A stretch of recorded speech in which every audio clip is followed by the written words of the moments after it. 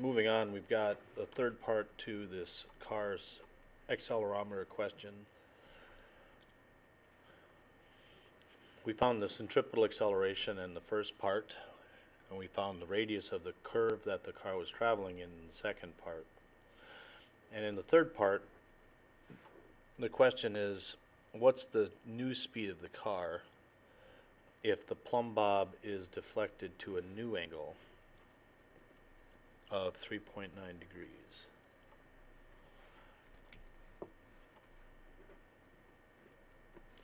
I'm going to look back at what I did above.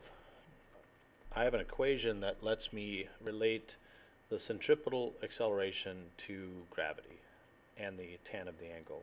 So I'm going to take that,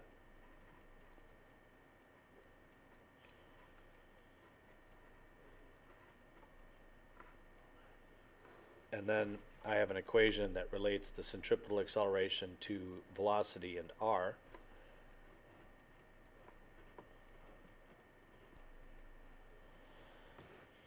I have a value for this curve, the r.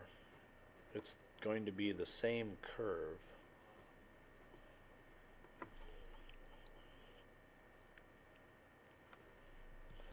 And if I put these two equations together, I'm going to get v squared over r is equal to a negative g tan theta. And then I can solve for v squared.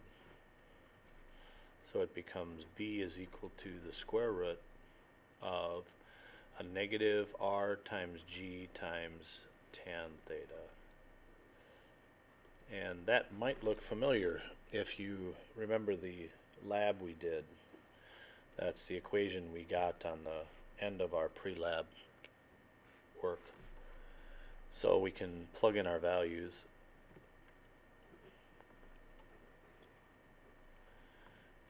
So negative 265.13 meters and a negative 9.8 and tan of 3.9, our new angle.